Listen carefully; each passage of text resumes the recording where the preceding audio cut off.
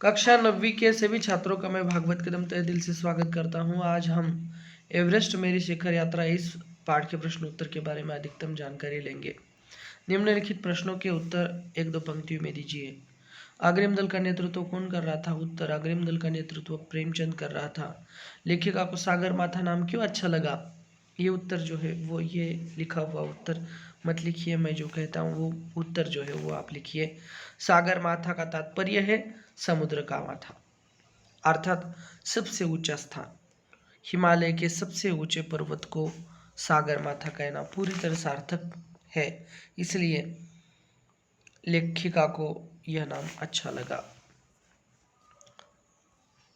लेखिका को ध्वज जैसा क्या लगा? लेखिका को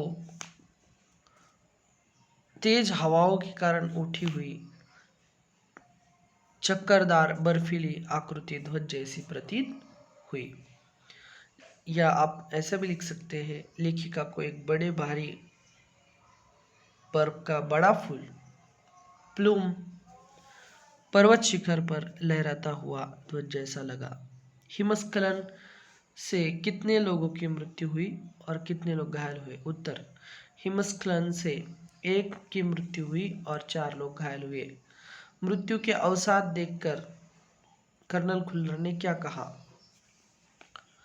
मृत्यु के अवसाद को देखकर कर्नल खुल्लर ने कहा कि एवरेस्ट जैसे महान अभियान में खतरों को और कभी कभी तो मृत्यु भी आदमी को सहज भाव से स्वीकार करनी चाहिए। सहायक की मृत्यु कैसे हुई? रसोई सहायक की मृत्यु जलवायु अनुकूल न होने के कारण उसकी मृत्यु हुई। कैंप 4 कहां और कब लगाया? उत्तर कैंप 4 29 अप्रैल 1984 को 7900 मीटर पर साउथ कोल में लगाया था। लेखिका ने शेरपा कुली को अपना परिचय किस तरह दिया?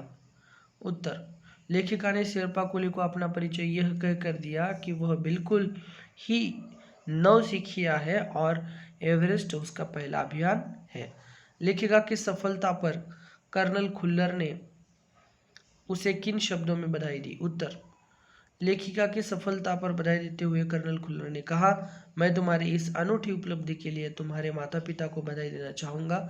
देश को तुम पर गर्व है और अब तुम ऐसे संसार में जाओगी जो तुम्हें तुम्हारे अपने पीछे छोड़े हुए संसार से एकदम भिन्न होगा। लिखित प्रश्न हम देखेंगे। निम्नलिखित प्रश्नों के उत्तर 25 से 30 शब्दों में लिखिए। नज़दीक से एवरेस्ट को देखकर लेखिका को कैसा लगा? उत्तर नज़दीक से एवरेस्ट को देखकर लेखिका बहुचक्की रहेगी। वह एवरेस्ट लोत्से और नुत्से की ऊंचाई से घिरी बर्फीली टेढ़ी मेढ़ी नदी को निहारती रही। दूसरा प्रश्न, डॉक्टर मीनू मेहता ने क्या जानकारी दी? उत्तर डॉक्टर मीनू मेहता ने लेखिका को यह जानकारी दी कि एल्यूमिनियम सीढ़ियों से अस्थायी पुलों का निर्माण, लट्ठों और रस्सियों का उपयोग, बर्फ की आड़ी तिरछी दीवारों पर रस्सियों को बांधना और अग्रिम दल के अभियांत्रिक कार्यों के बारे में अधिक जानकारी उन्होंने दी। तेंजिंग ने लेखिका की तारीफ में क्या कहा? उत्तर तेंजिंग ने लेखिका की तारीफ में कहा कि वह एक पर्वतीय लड़की है, उसे तो शिखर पर पहले ही प्रयास में पहुंच जाना चाहिए। चौथा प्रश्न, लेखिका को किनके साथ चढ़ाई करनी थी? उत्तर लेखिका को अपने दल तथा जय और मीनू के साथ चढ़ाई करनी थी, परंतु वे लोग पीछे रह गए थे। उनके पास भारी बोझ था और वे बिना ऑक्सीजन के आ रहे थे, इस कारण उनकी गति कम हो गई थी। उनकी स्थिति देखकर लेखिका चिंतित थी। प्रश्न 5वां, लोब्सांग ने तंबू का रास्ता कैसे साफ किया? उत्तर लोब्सांग ने अपनी स्विस छुरी की सहायता से तंबू का रास्ता साफ किया, क्योंकि तंबू के रास्ते एक बड़ा बर्फ पिंड गिरने से हिमपुंज बन गया था और इससे कैंप नष्ट हो गया था। लेखिका भी उसमें दब गई थी। इसलिए लोब्सांग ने छुरी से बर्फ काटकर लेखिका को बाहर निकाला। छठा प्रश्न, साउथ कोल कैंप पहुंचकर लेखिका ने अगले दिन की महत्वपूर्ण चढ़ाई की तैयारी कैसे शुरू की? उत्तर, साउथ कोल कैंप पहुंचकर लेखिका ने अगले दिन की महत्वपूर्ण चढ़ाई की तैयारी करने के लिए खाना, कुकिंग गैस, कुछ ऑक्सीजन सिलेंडर इकट्ठे किए। दूसरे सदस्यों की मदद के लिए थर्मासों को जूस व गर्म चाय से भरने के लिए नीचे जाने का निश्चय किया। निम्नलिखित प्रश्नों का उत्तर 50 से 60 शब्दों में लिखिए। उपनेता प्रेमचंद ने किन स्थितियों से अवगत कराया? उत्तर, उपनेता प्रेमचंद ने अभियान दल के सदस्यों को पहली बड़ी बाधा खुम्बु हिमपात की स्थिति से अवगत कराया। उन्होंने यह भी बताया कि उनके दल ने कैंप 6000 मीटर जो हिमपात के ठीक ऊपर है वहां तक का रास्ता साफ कर दिया। उन्होंने यह भी बताया कि पुल बना दिया गया है, रस्सियां बांध दी गई है तथा झंडियों से रास्ते को चिन्हित कर दिया गया है। इसके साथ साथ बड़ी कठिनाइयों का जायजा ले लिया गया है। उन्होंने यह भी बताया कि ग्लेशियर बर्फ की नदी है और बर्फ का गिरना जारी है। यदि हिमपात अधिक हो गया हो तो अभी तक किए गए सारे काम व्यर्थ हो सकते हैं। प्रश्न दूसरा, हिमपात किस तरह होता है और उससे क्या क्या परिवर्तन आते हैं? उत्तर, बर्फ के खंडों का अव्यवस्थित ढंग से गिरने को हिमपात कहा जाता है। हिमपात बर्फ ग्लेशियर की नदी होती है।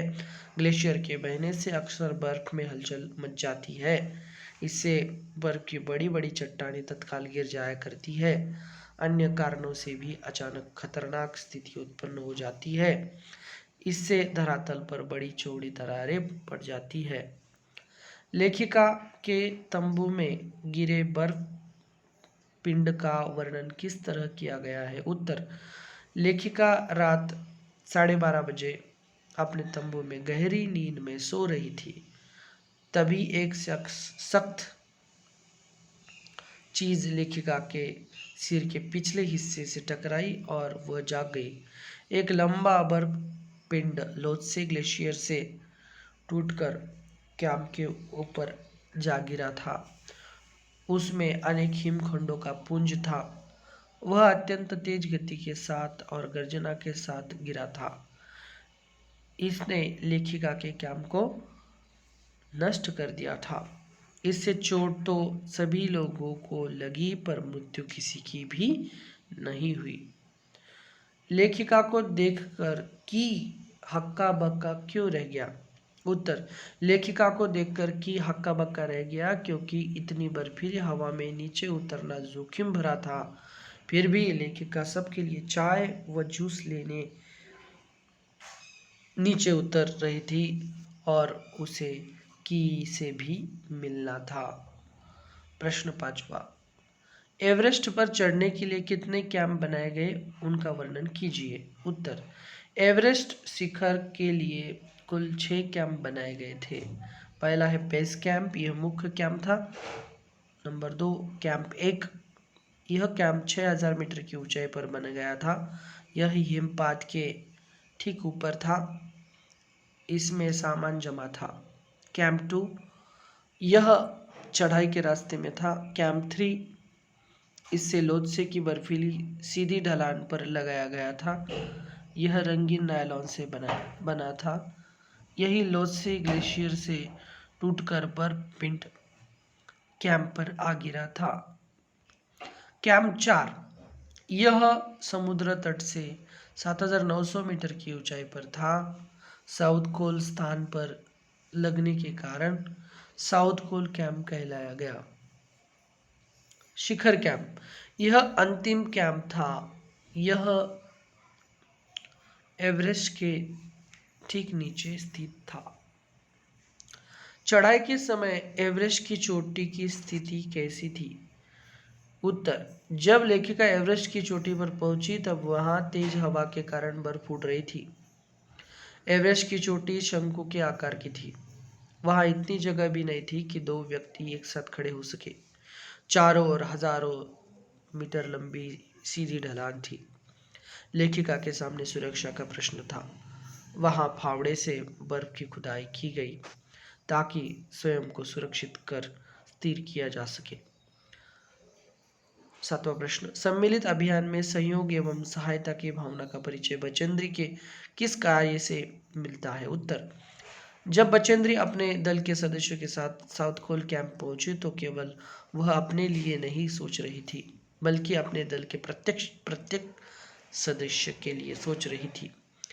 लेखिका ने अपने साथियों के लिए जूस और चाय लेने के लिए तेज बर्फीली हवा में भी नीचे उतरकर जोखिम भरा काम किया। इस व्यवहार से कार्य में उसके सहयोग और सहायता की भावना का परिचय मिलता है। निम्नलिखित आशय स्पष्ट कीजिए। एवरेस्ट जैसे महान अभियान में खतरों को और कभी कभी तो मृत्यु भी आदमी को सहज भाव से स्वीकार करनी चाहिए। उत्तर, यह कथन अभियान दल के नेता कर्नल खुल्लर का है। इन शब्दों का उल्लेख उन्होंने शेरपा कुली की मृत्यु के समाचार के बाद किया था। उन्होंने सदस्यों के उत्साहवर्धन करते हुए अभियान के दौरान होने वाली दुर्घटनाओं को वास्तविकता से परिचित कराना चाहा। एवरेस्ट की चढ़ाई कोई आसान काम नहीं है। यह जोखिम भरा अभियान होता है। यहाँ इतने खतरे हैं कि कभी कभी मृत्यु भी हो सकती है। इसके लिए तैयार रहना चाहिए, विचलित नहीं होना चाहिए। प्रश्न 2, सीधे धरातल पर दरार पड़ने का विचार और इस दरार का गहरे चौड़े हिमविदर में बदल जाने का मात्र ख्याल ही बहुत डरावना था। इससे भी ज्यादा भयानक इस बात की जानकारी थी कि हमारे संपूर्ण प्रयास के दौरान हिमपात लगभग 1 दर्जन आरोहियों और कुलियों को प्रतिदिन छूता रहेगा। उत्तर, इस कथन का आशय है यानी कि अर्थ है कि हिमपात के कारण बर्फ के खंडों के दबाव से कई बार धरती के धरातल पर दरार पड़ जाती है। यह दरार गहरी और चौड़ी होती चली जाती है और हिमविदर में बदल जाती है। यह बहुत खतरनाक होते हैं हिमविदर। और भी ज़्यादा खतरनाक बात तब होती है जब पता रहे कि पूरे प्रयासों के बाद यह भयंकर हिमपात पर्वतारोहियों व कुलियों को परेशान करता रहेगा। नंबर 3, बिना उठे ही मैंने अपने थैले से दुर्गा माँ का चित्र और हनुमान चालीसा निकाला। मैंने इनको अपने साथ लाए लाल कपड़े में लपेटा, छोटी सी पूजा अर्चना की और इनको बर्फ में दबा दिया। आनंद के इस क्षण में मुझे अपने माता पिता का ध्यान आया। उत्तर, लेखिका एवरेस्ट की चोटी पर पहुंचकर घुटनों के बल बैठकर बर्फ पर अपना माथा लगाया और चुंबन किया। उसके बाद एक लाल कपड़े में दुर्गा माँ का चित्र और हनुमान चालीसा को लपेटा और छोटी सी पूजा करके बर्फ में दबा दिया। इस रोमांचक यात्रा के सफलता पर वह बहुत खुश थी और सुख के क्षणों में उसने अपने माता पिता को याद किया। इस पाठ में प्रयुक्त निम्नलिखित शब्दों की व्याख्या पाठ का संदर्भ देकर कीजिए। निहारा है, धसकना, खिसकना, सागर माथा, जायजा लेना, नौसिखिया। उत्तर है निहारा है। यह पाठ एवरेस्ट की चोटी को बचेंद्री पाल ने निहारा है।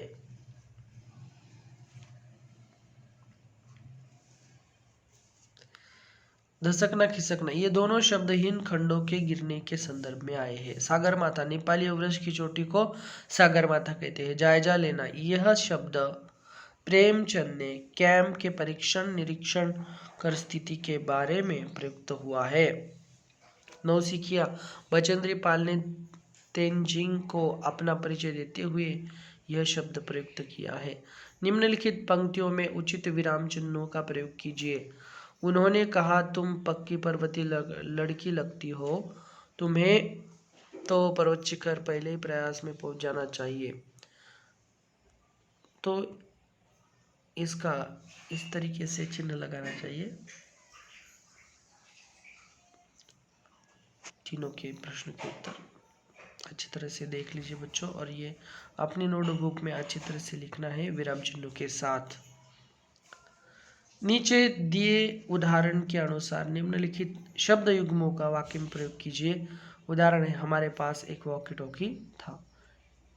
तो टेढ़ी मेढ़ी, गहरे चौड़े, आसपास, हक्का बक्का, इधर उधर, लंबे चौड़े, ये जो है ये वाक्य में प्रयुक्त करने हैं। जैसे यह पगडंडी बहुत टेढ़ी मेढ़ी है, वहाँ के गहरे चौड़े गड्ढे थे, गांव के आसपास खेत है, उसको वहाँ देखकर हक्का बक्का उसको वहाँ देखकर मैं हक्का बक्का रह गया, इधर उधर की बातें करना बंद करो, यहाँ बहुत लंबे चौड़े मैदान है। इस तरीके से आप वाक्य में प्रयोग कर सकते हैं। उदाहरण के अनुसार विलोम शब्द बनाइए। उदाहरण है, अनुकूल प्रतिकूल, नियमित अनियमित, आरोही अवरोही, सुंदर असुंदर, विख्यात अविख्यात, निश्चित अनिश्चित। निम्नलिखित शब्दों के उपयुक्त उपसर्ग लगाइए। पुत्र सुपुत्र जैसे है वास, तो यहाँ पर प्रवास, अव्यवस्थित व्यवस्थित अव्यवस्थित, कुल प्रतिकूल, गति प्रगति, रोहण आरोहण, रक्षित आरक्षित।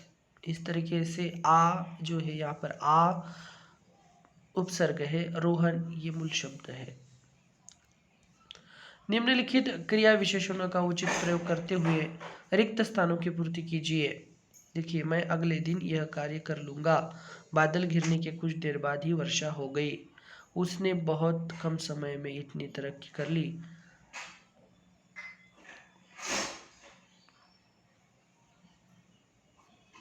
नागकेसा को सुबह तक गाँव जाना था। तो यहाँ पर ये एवरेस्ट मेरी शिखर यात्रा के प्रश्न उत्तर समाप्त होते हैं बच्चों। बहुत बहुत बहुत धन्यवाद।